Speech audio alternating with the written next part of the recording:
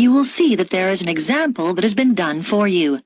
On this occasion only, the conversation relating to this will be played first. Wildlife Conservation Society, good afternoon. Can I help you? Oh, hello. Yes, I'd like to join, please. Oh, yes, certainly. I'll just get some details from you. Could I have your name? Michael Jones. The caller's name is Michael Jones, so Michael Jones has been written in the space. Now we shall begin. You should answer the questions as you listen, because you will not hear the recording a second time. Listen carefully and answer questions 1 to 6. Wildlife Conservation Society, good afternoon. Can I help you? Oh, hello. Yes, I'd like to join, please.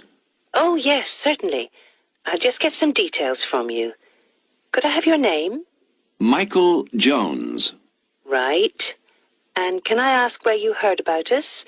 Was it in an advert, or did a friend tell you, or... Neither, actually. It was a radio program. Then I just got your number from the phone book. Oh, right. Now I need some membership details. It's Michael Jones, and the address? 21 Beale Street. Okay. Leeds. Fine. And do you know your postcode? Yes, it's LS14 2JW. Okay. And do you have a daytime telephone number we can contact you on? Yes, you can call me at work. The number's 011-73-586-42. And I can give you my office email address if you like. That'd probably be useful. Yes, please. It's mj@hennings.co.uk. Is that HENNINGS? That's right. Thank you. Now, I just need to ask you some questions about exactly what you want. First of all, how long do you want the membership for? We do 2, 3 and 5-year memberships, and we also do one for life. I think I'll just get the minimum length this time round. Fine. And then the type of membership. We do single, joint or family, which covers up to 4 children. Well, we haven't got any children, but I think I'll get the joint one because my wife will probably want to do the activities with me. Yes, fine. Let me see. That'll be £49 altogether then, please. Before you hear the rest of the conversation, you have some time to look at questions 7 to 10 on page 2.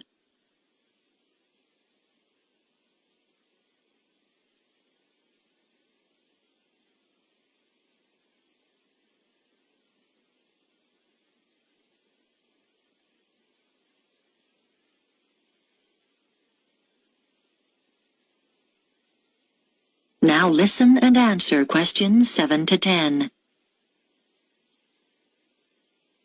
How would you like to pay? By direct debit? No problem. I just need your bank details. Can you give me the name first? It's the Union Bank. And now I've got your name, but I need your account number. 01059612. Okay. When would you like to start payment? Next month, on the 1st of October, or... Can you make it the 15th instead? No problem. The membership will begin then too. Is that all right? That's fine. I'll just give you a reference number in case there's any problem. Have you got a pen? Yes.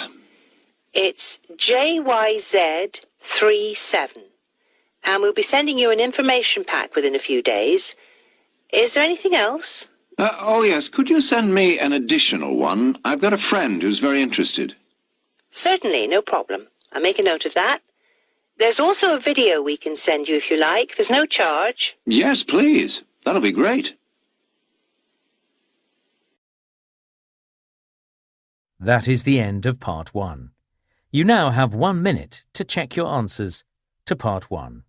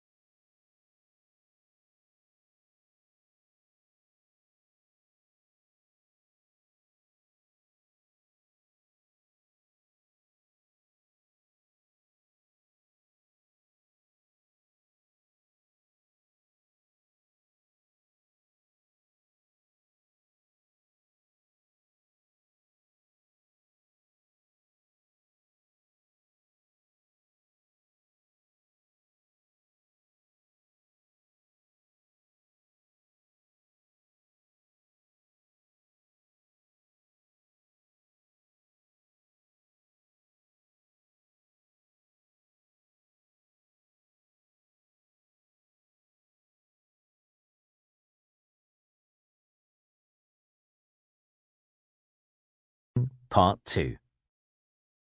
You're a woman talking on a radio program about a festival that is about to take place.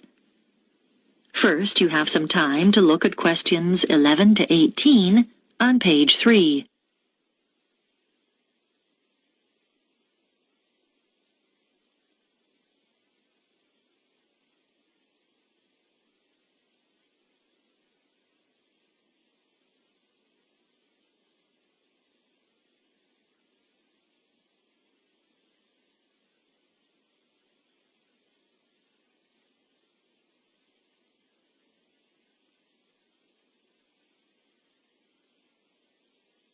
Now listen carefully and answer questions 11 to 18. I have in the studio with me Mary Smith from Yorktown Tourism, who is here to tell us about some of the events happening in our state capital over the next 3 weeks at the Spring Festival. So, Mary, what can we expect to see? Well, it's such an exciting time to be in Yorktown. To kick off the Spring Festival, there'll be a huge firework display down by the lake, starting at 9 p.m. this Saturday, the 4th of September. Over 10,000 fireworks will be set off, all choreographed to music and broadcast simultaneously here on Radio Yorkie. You should get there early if you want to get close to the action. So, bring along a picnic and a blanket, as it could get chilly in the evening. One of the things that attracts visitors to the festival from all over the country is the amazing collection of flowers on show in Central Park throughout the festival. Special buses will run from the town centre to the show at 20-minute intervals for those of you who prefer to take public transport. If you're interested in seeing the latest in cars, from the fastest to the most expensive, then head over to the motor show at the exhibition centre from the 10th to the 15th of September. It'll be open daily from 9 a.m. until 10 p.m. So you can even pop there after work. Do you like photography? Then go along to Grow Your Imagination, an exhibition of photographs of famous gardens, which will be held at the Art Gallery from the 11th to the 19th of September. Come and be inspired by some of the world's most beautiful gardens. I've had a sneak preview of some of the photographs, and they are magnificent. If music is more your scene, then you should come and hear the Australian Philharmonic Orchestra performing Swing in Spring at the Concert Hall on Friday the 17th and Saturday the 18th of September. It's a celebration of dance music from the 1940s and 50s. There'll be 3 performances. Both evenings start at 7 p.m. and a matinee performance at 2:30 on the Saturday. So, get your dancing shoes on and head there. It's guaranteed to get your feet tapping. Before you hear the rest of the program, you have some time to look at questions 19 and 20 on page 4.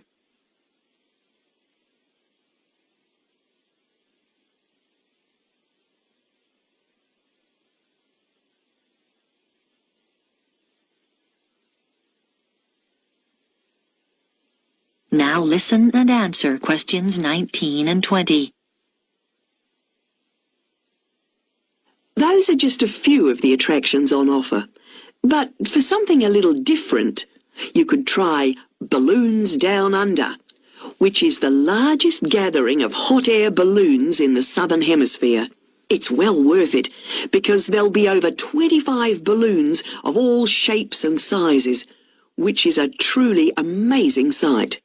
I'm also happy to announce that one lucky person will get the chance to go up in one of these balloons absolutely free. That's the prize in our special Spring Festival competition. It'd normally cost you $200, so it's not a bad prize, eh? I'm sure you all want a chance to win, so you'll need to fill out the entry form in today's edition of the Yorktown News. Don't forget to include your phone number. And send it to Radio Yorkie. Make sure your entry reaches us by 5 p.m. on Thursday the 9th of September. Then, to see if you've won, just check out the festival's website on Saturday the 11th of September, where we'll publish the name of the lucky winner. It's such a fantastic prize, so hurry up and get your entry in. So, there you have it. Just a few of the special events happening here in Yorktown over the Spring Festival. And if you'd like any more details about the festival... That is the end of Part 2. You now have half a minute to check your answers to Part 2.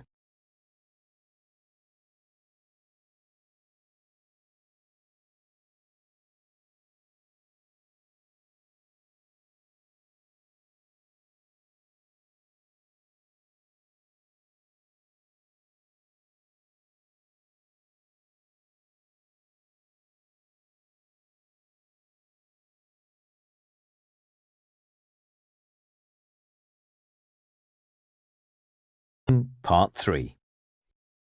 You'll hear a student called Paul talking to a tutor about a course he is thinking of doing. First, you have some time to look at questions 21 to 25 on page 5.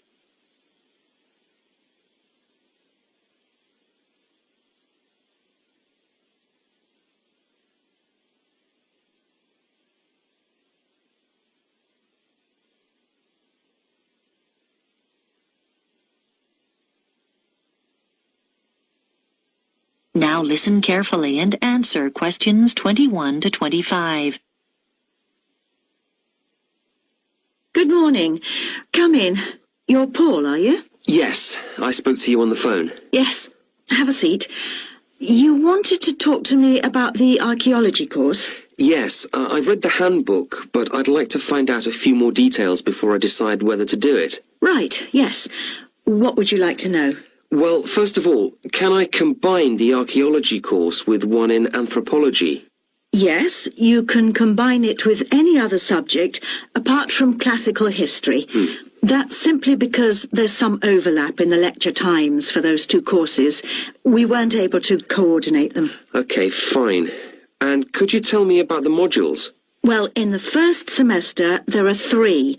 All of them are compulsory. We don't offer optional modules till next year. Right. The first one focuses on what can be learned from specific artifacts, such as pottery and stone tools. It's called Object Matters, and it's taught by Dr. Morris. Is that... how is the module presented? I mean, is it lectures? We refer to the means of presentation as the learning method, and in this case, it's lectures integrated with practical sessions, so it's a mixture.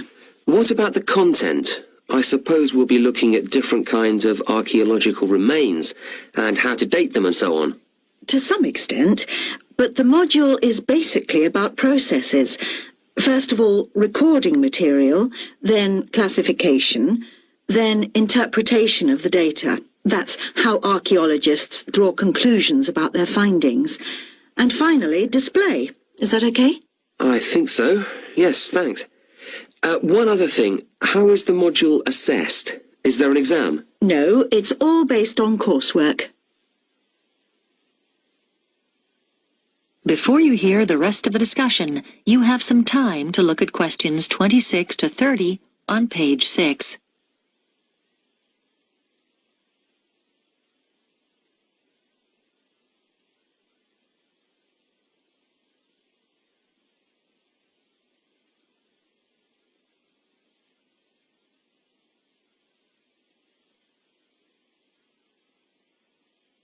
Now listen and answer questions 26 to 30. Okay. And the second module, that's the one called Towns and Cities, is taught by our department head, Professor Elliott. And, as the name suggests, the module's about the origins of built environments and how they developed. That's mainly factual then, I suppose. It is really. And for that reason, the assessment's by examination. But you may be pleased to know it's an oral rather than a written exam, and... It sounds a bit scary.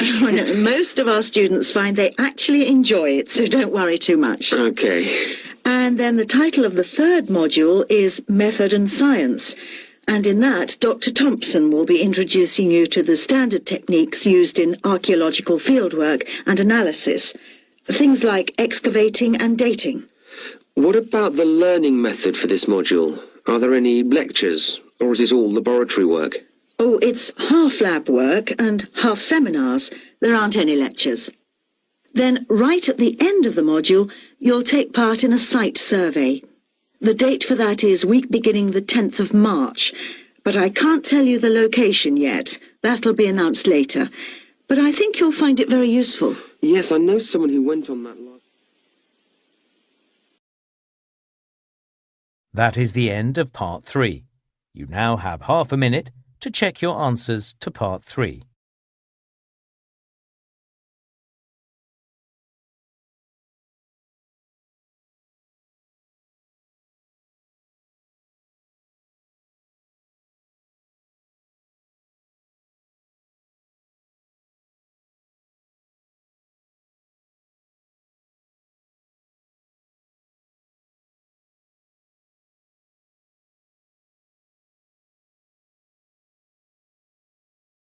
Listening, Part 4.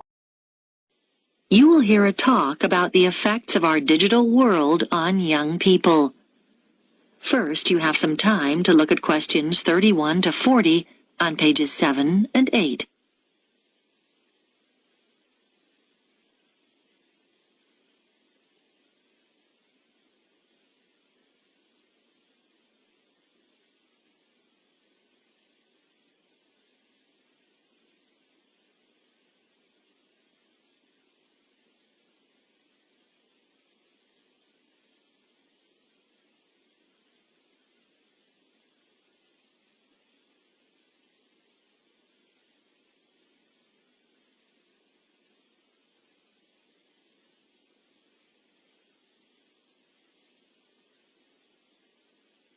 Now listen carefully and answer questions 31 to 40. In this lecture series, we're looking at changes occurring due to the rapid spread of digital technology in the last decades of the 20th century. By digital technology, I include any computer-related devices such as email, the internet, cell phones, instant messaging, to name but a few. Today's lecture focuses on the ideas of Mark Prensky and what he believes are the major effects that high exposure to digital technology has had on young people today. Firstly, what exactly does Prensky believe? He argues that because today's young people have been born into a digital world and spend hours simply playing with technology, they've changed in fundamental ways. He believes they're evolving differently, and as a result, process information differently from previous generations. It's even possible that these young people's brains have physically changed, although whether this is literally true isn't yet known. Nor does Prensky go quite this far. Prensky divides people into digital natives and digital immigrants. Today's young people are the digital natives, and they belong in this new digital age because they were born into it and grew up as native speakers of the digital language of computer technology, whereas digital immigrants are those born in the generations before the digital age. Just as those who learn a second language often retain their foreign accent, the immigrants are usually, in varying degrees, not quite as effective at speaking the digital language as the natives are. For example, they're more comfortable finding phone numbers using a phone book or looking up information in an encyclopedia, rather than using the internet as a primary source of information. Prensky calls this the digital accent. Another example of the digital accent is scanning a manual for a computer program rather than assuming the program itself will teach you how to use it. Basically, people with a digital accent have never really stopped relying on their original non-digital means of sourcing information. They prefer doing things as they've always done them without typing something into a computer.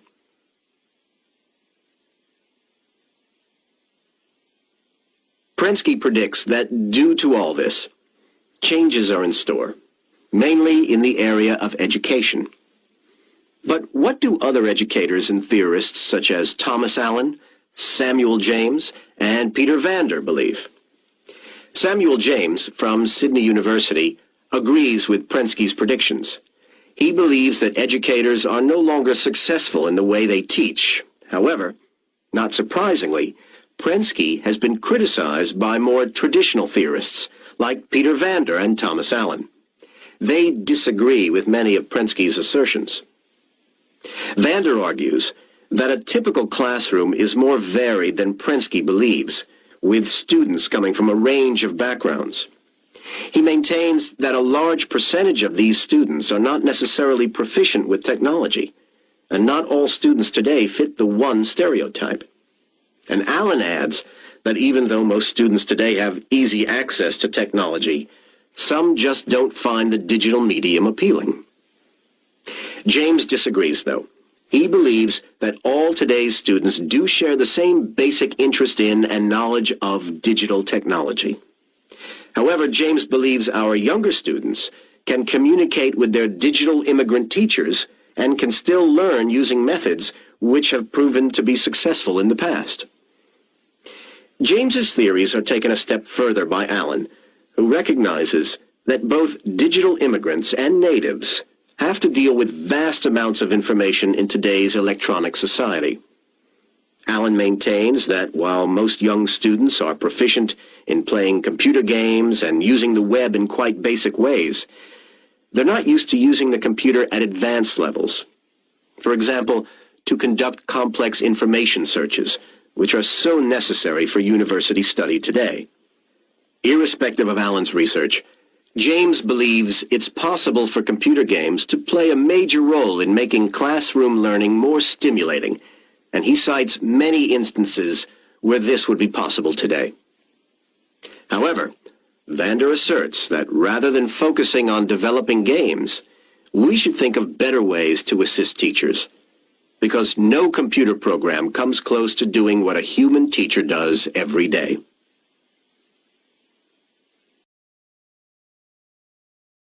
That is the end of Part 4. You now have 1 minute to check your answers to Part 4.